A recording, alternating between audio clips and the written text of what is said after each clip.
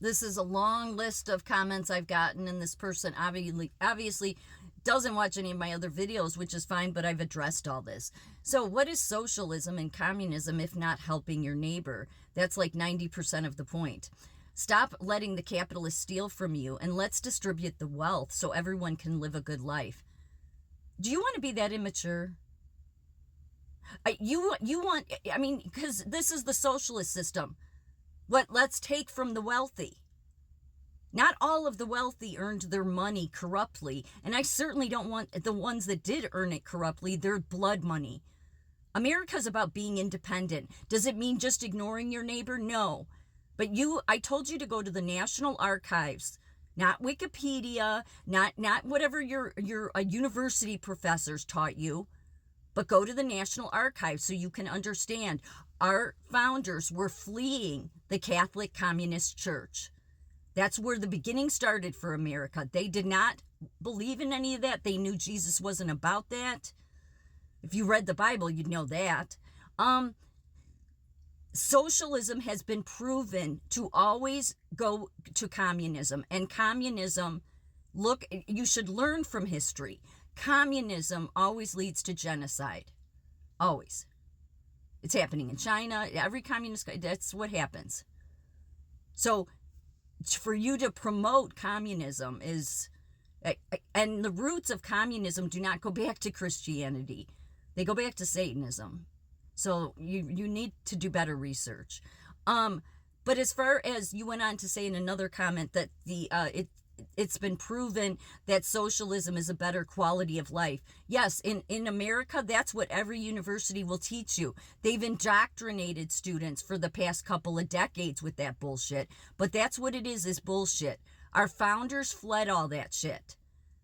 And they wanted limited government. If you want true freedom, it means you have to be willing to be mature enough and independent enough to chart your own course, not rely on a bunch of regulatory agencies to take care of you. Right now, we live under crony capitalism, by the way. You guys that want to rip on capitalism, we're not under a free capitalist system. We're under crony capitalism. Understand the difference. Crony capitalism is not the free enterprise system. Our founders wanted limited government, as very limited as possible. Socialists, all you guys want is regulatory agencies. You want babysitters to hold your hand all through your life. Well, our founders believed that no, everybody's independent and charts their own course. That's what made America different than every other country. But if you think those socialist and communist countries are so great and you believe that bullshit that your university professors or Wikipedia tells you, there's plenty of countries for you to go live under that system. But America was about doing it differently and having true freedom, which didn't mean having a bunch of regulatory agencies holding your hand through life. And then you went on to say here, a man can't be that different from, so you basically are saying that God made man in his image, so how is man not God? Well, yeah, that's what communists see themselves as, and that's why it always leads to genocide. Also, a good question would be, which God? Should it be Catholic, God, Lutheran? I don't believe in any of the denominations. I just stick to Jesus's word. That's what Jesus wanted. That's what our pilgrims did that fled all of the Catholic Church because that was the communist system. But the roots of communism started way before any Catholic Church. It goes back to it. That's the reason it always leads to genocide. It goes back to Satanism.